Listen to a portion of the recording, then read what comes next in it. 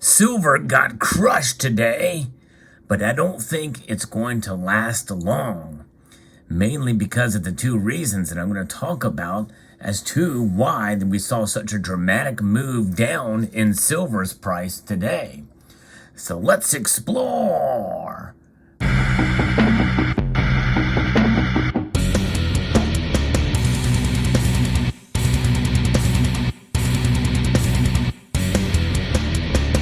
Greetings, members one and all of the Salivation Nation. This is a channel where I talk about the markets and what happens from time to time, especially when we see dramatic moves in the markets like today. But also I like to talk about the fundamentals with precious metals. So I hope you will consider subscribing to the channel if you haven't done so already. And press the thumbs up button down below. So we've been seeing silver race pretty dramatically to the north. Big gains we saw last week, over 7%. It's been a remarkable move up. And it was only a matter of time before we saw a correction. And that's part of what we saw today. Now remember, last time when we saw silver plunge, it was not due to a correction. It was due to another reason. You can refer back to that video. Just look at the titles of the past previous videos to see what directed the movement of silver to the downside dramatically then. But we saw almost a 4% decrease in silver's price today. But it didn't erase all of the gains, but indeed it did took a little bit of wind out of the sails for silver's movement. As we watch the markets every Sunday night on this channel, we saw silver start to dip a little bit and then increase over 12 cents at one point during the evening. But nonetheless, there are some reasons why this is occurring here.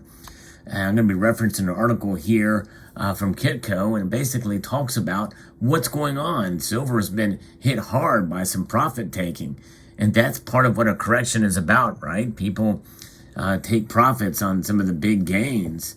The metals being hit by heavy profit taking from the shorter term futures traders and by bearish outside markets. But that's one reason. So we see this that occurs from time to time. There's a lot of different factors that could come into play there, but people just want to take their profits and run with it. That's what's occurred there. But the other reason is the one that's most common for the movement in silver prices and gold as well too. But that is the higher dollar, the index, a dollar index being solidly higher, and crude oil prices are lower. And that has an effect on all the commodities, including gold, which, by the way, gold, as I record this video, is down over 1.6%, but silver is down over 3.7%. It's actually down 88 cents as I record this video. And if I look at a chart over the past couple hours here, we are seeing some strong resistance in the bid price, about $22.20. Where is silver sitting at for the bid price right now? It's $22.22. Twos across the board. Silver is $22.32 for the ask price. So we're seeing some pretty solid resistance play out there. It's pretty remarkable.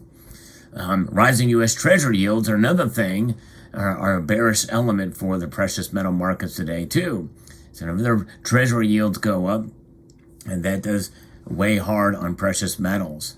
And then a report on the U.S. ISM Services Index unexpectedly improved in November, and not with only a slight decrease in prices paid. The data may suggest wage pressures will remain stronger, and the headline index for November came in at 56.6, which was higher than expected, reading at 53.3. The employment component also moved back to expansion territory. The report falls into the hawkish camp on the Federal Reserve monetary policy and helped pressure the stock market and turn the supported the U.S. dollar index while lifting U.S. bond yields. So that's what contributed to this higher dollar index there. So it'd be very interesting to see where the inflation numbers come out with high index and with the anticipation of higher rate increases. We're going to at least get a 50 basis point. But could the Fed be emboldened to go to 75 basis points yet again with some of the new data, or at least their interpretation of that data, which is very a big distinction between the two, because I think most of us, when we look at these numbers, we look at them critically to see what are the quality of some of these jobs. Most people are working 2 or more jobs in order to make ends meet, a lot of them in the service sector. So that is something to keep in mind as well, too. Global stock markets are mixed to firmer over the past day, and U.S. stock indexes are sharply lower. Now, in fact, I don't know, we can look at the stock indexes here. This is another one. There's times where we've been seeing somewhat of a pattern here where silver and gold are following the markets. Usually they work to the antithesis or to the opposite of the markets. But gold and silver are down fairly dramatically, and so are the markets. The Dow Jones Industrial Average is down 1.4% and down 482 points. And the NASDAQ is down 1.93%, down over 200 points. The S&P is also down 1.79%, but silver is down 3.79%. So it's an interesting thing to see here. The dollar index is up almost a full percentage point. So when you think about that, that's going to weigh heavily on precious metals. And Bitcoin is also down today, down over 2%. Ethereum is down, and so is Litecoin. Most all the cryptos are down. So interesting. Fascinating times we're living in as we stack. And this is the thing that I want to encourage new stackers to watch my video that I posted very recently, within the last week, that the one thing we can count on in 2023 for silver, we're witnessing it now at the end of 2022. At an unexpected time, because at this period of time, you would think the metals would be relatively bearish and kind of stagnant, just kind of hanging out, waiting. But there's been a lot of market activity, unusual for this time of year, for this lovely metal, silver. So what does this mean for you as you procure precious metals? To be on the lookout for the good deals. Stack on when you can and increase your holdings. But don't pay too much if you are a pure stacker. Find good deals. And for recognizable bullion, here's another good option for lower premium silver. The Silver King Krugerrand is another option out there. And bars are another option too, that you can find relatively low premiums. Of course, it just depends on the type of bar that you get. But those are ways to protect yourself. But silver's getting crushed today, I think, is a sign that, we're in for some volatile times. It is an unforeseen market.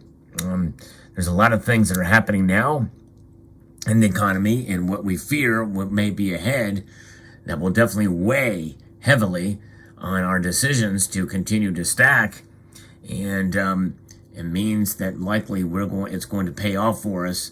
What does it mean when it's paid off for us? That we have a stable form of money, whether it be active money participating as a currency or as dormant money or commodity money. It matters nonetheless. Its value is what we measure, not necessarily its price, and we value our silver in ounces, not necessarily dollars, over the long course of the period of time. That's the difference, because people can just dismiss that saying and say, well, that just means you are blinded by silver and its performance. But when you look at it and think about it, it's not one of those types of things when you buy it and sell it even a year later. Some people have to sell it, or they have an opportunity to sell it to get in on a different market on a low, and there's nothing wrong with that, and I can see how that could weigh out. But generally, for the most part, silver is a long-term proposition. And it's times like these when the price dips like we're seeing it, and even though the dip is not so much it has not erased all of these gains that we've seen the last couple of days, it is an opportunity. And again, I think we're starting to see this resistance play out that I think is going to bode well for us in the long run. So today was actually a good day because the risk floors are higher now.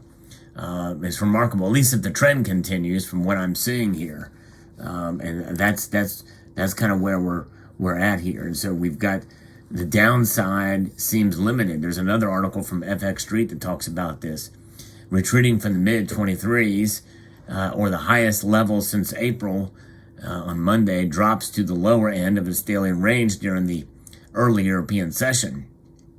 And slightly overbought on the daily chart turns out to be the only factor prompting some profit-taking around silver and the near-term basis. However, it remains tilted in favor of bullish traders in the wake of last week's sustained breakout through the technically significant 200-day moving average and above the $22 mark.